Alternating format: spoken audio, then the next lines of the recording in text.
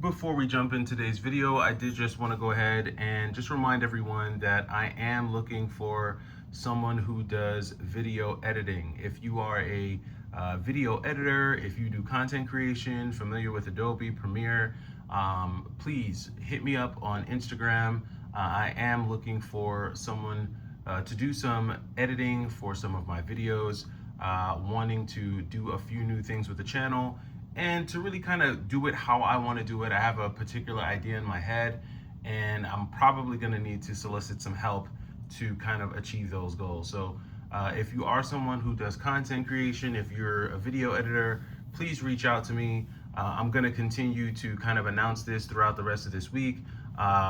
Before I start to kind of use some other means of outsourcing. So if you're someone who follows the channel and you've ever wanted to do work with me, definitely reach out to me on Instagram. I'd love to go ahead and kind of see what you've got. Maybe you can send me some samples of your work and we can kind of see if we can do some work together. Also, just another quick shout out to another game collector. I was doing some work last night. I think I had YouTube on the background, and he dropped a video talking about content, not content, but collection curation. For those of you who followed my channel, you know I'm always curating my collection, and he dropped a video with some stuff there. I told him that he had some games that I wanted. But yeah, go check him out if you haven't heard of him. Go follow his channel. He's a really cool cat. He's got some good stuff in his collection, and I think he's going to be doing a purge. So you never know what he's going to be willing to let go of. And even me myself, I've been thinking about curating the collection a little bit more this summer, but I've just been kind of really busy, just doing things outside of the world of video game collecting and YouTube.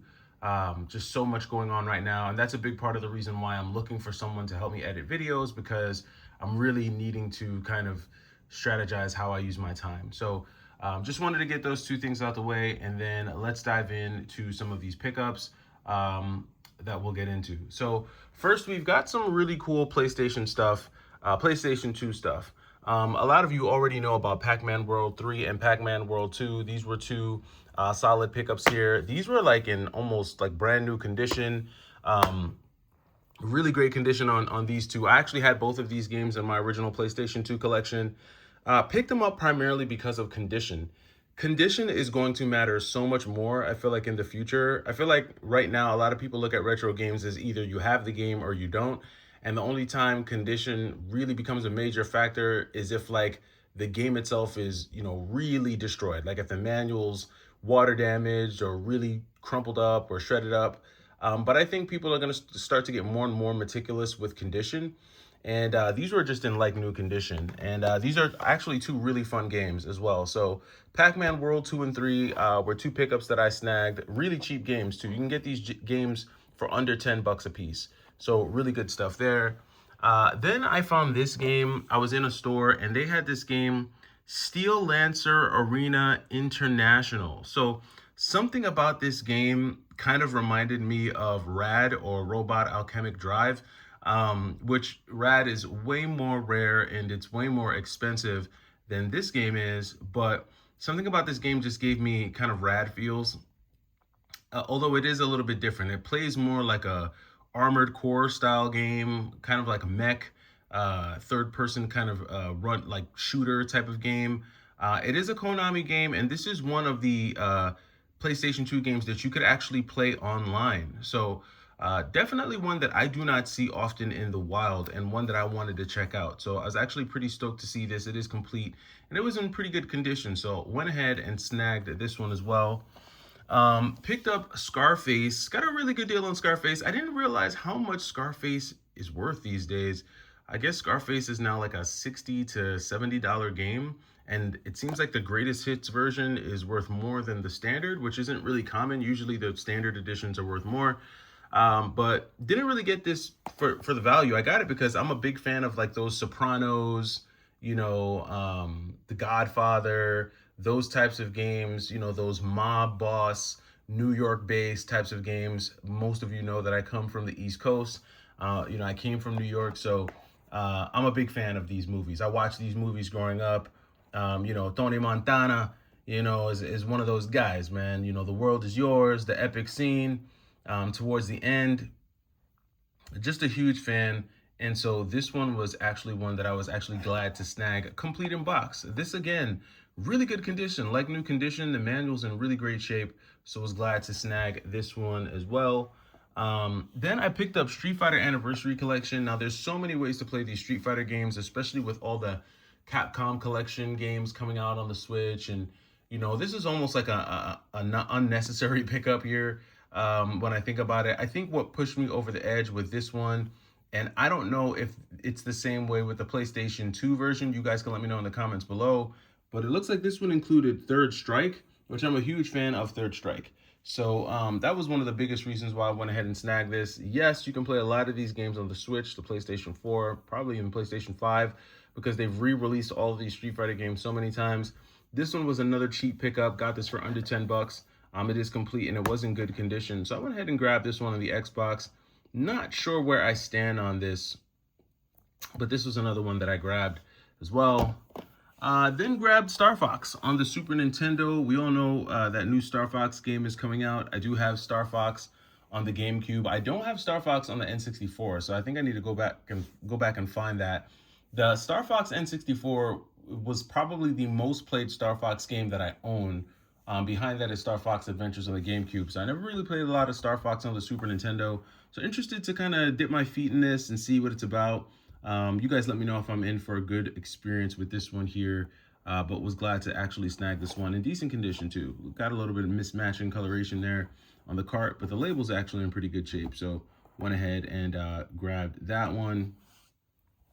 Then got an extremely clean copy of Sonic Rush Adventure. Man, what's funny is that every time I see this game in the wild, especially when it's from GameStop, it's in like new condition, which kind of makes me wonder if there was like a palette of these games just found somewhere and GameStop just decided to kind of disperse them throughout the different stores. But I promise you, every single time I pick up a copy of this game, and I've only picked up, I think, 2, maybe 3 copies of this game at a GameStop. Every time I see this, it is in brand new condition. Same scenario here. This one is another one that actually kind of rose in value from the last time I purchased it. I remember the first time I got Sonic Rush Adventure, it was probably like a $27 or $28 game. Now it's like a $40 game. I've played some of it. It's fun. It's cool. It's a great DS game for sure. And I know the adventure version actually has a little bit more content to it than just the standard Sonic Rush version.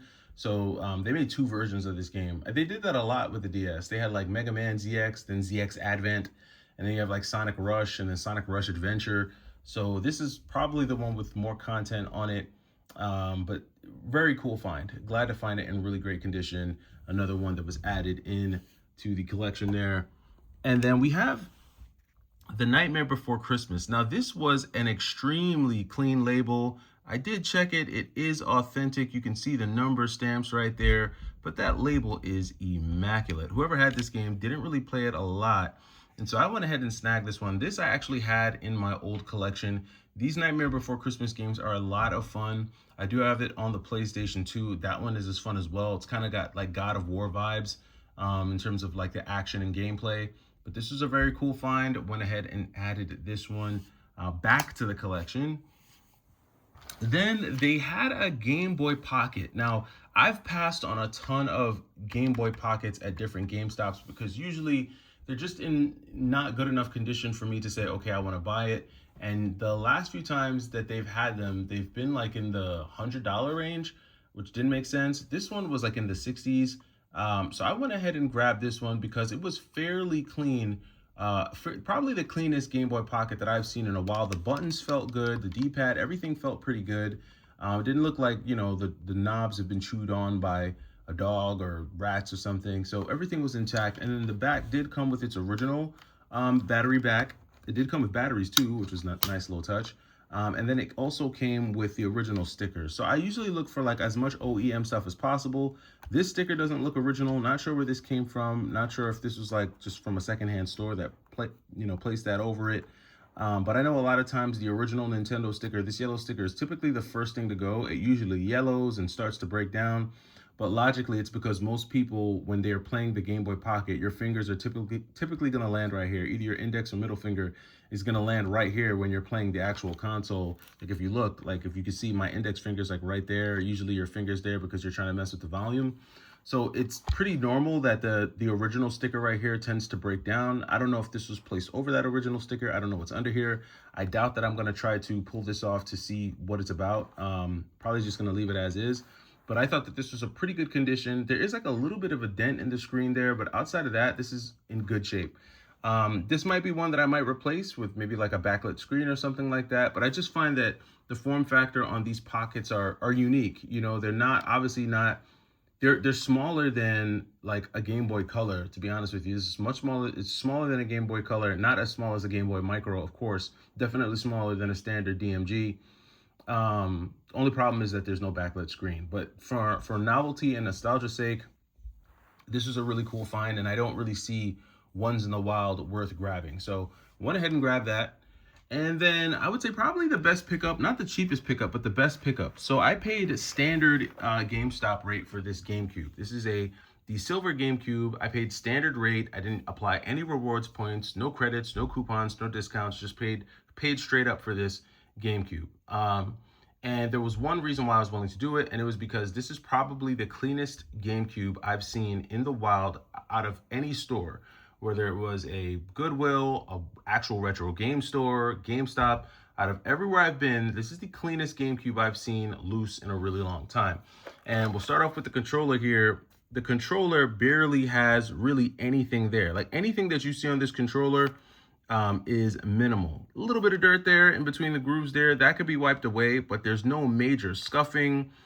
Anything that you see from discoloration wise is wipeable. It can be wiped away with ease. Another big thing here is like a lot of times I look for, and I'm going to steal this term, I think Retro Rebound uses it a lot, but I used to actually use it as well. But the thing called man juice. So man juice usually gets stuck in the crevices right here. There's little to none of that here. Like, yeah, there's like next to no like grit or grime in between these grooves, which kind of tells me that this console wasn't really played a ton. There's really like got a little bit of scuffing there, probably from the controller being sat down on a hard surface. There's like little scuffing in all the normal places where you would like lay a controller down. But outside of that, this is one of the cleanest, most responsive. The analog sticks are bouncy. The C-stick is bouncy. All the buttons press as though they were brand new. So very good condition controller. And then what was even more impressive to me was the actual console itself. Zero discoloration on the face of the console. All the ports work. Has all of the original stickers. The little grooves there. Zero scuffs on the face of this thing. Another thing I tend to look for is to see if there's any dust in the chamber here. Zero dust here. So no dust. This was sitting somewhere covered in a box or covered up in something. And I want to say that this was probably traded into GameStop complete in box, and whoever just got it just threw the original box away like dummies. I hate that. But no dust in here. Dust is non-existent. I mean, if it's there, it's minimal, like very minimal. Another huge selling factor was that this is one of the original consoles that has the digital AV out and the analog AV out. So both on that. Was glad to snag that there. And even if you look on the inside there, look at that. That silver in there is like pristine. And then taking a look at the bottom. I mean, the sticker on the bottom in immaculate shape. Everything down here in great shape. Just super clean. And so because of that, because of how clean it is, I went ahead and snagged it. Could I have found one cheaper? Yes. Could I have waited and found one that's probably as clean as this one for maybe $20 to $30 cheaper? Yes, possibly. I could have. Who knows? Could I have waited and waited and waited and a year goes by and I not find one? Yeah. But for the fact that it was right there in front of me, I was able to go ahead and snag it. I went ahead and grabbed this, added it to the collection. I really needed a GameCube. Like, I'd been looking for a GameCube for some time, and it was getting to the point where I was on the verge of buying a Wii, because I was like, well, if I can't find a GameCube in good enough condition that I like, then I'll just go ahead and get a Wii that has the GameCube ports that will allow me to play GameCube games. I'm glad I didn't go that route, because I'm actively not collecting for the Wii. I mean, I have 2 Wii games, yes, but those will probably get sold because I'm not like Wii collecting. I don't know if I'll ever go back to the Wii like that again. I probably won't. But the GameCube, yes. The GameCube, I do have a substantial GameCube collection at this point, primarily from just all of the GameCube games I found like in the month of April or May. During the buy more save more, I walked into a GameStop right when a dude had traded his entire collection in, and I was able to get like like 30 or 33% off all the GameCube games I bought. So it was like crazy, just a crazy night. And I didn't even have a GameCube at the time, but I was like, I'll go get a GameCube because they just had so many games there.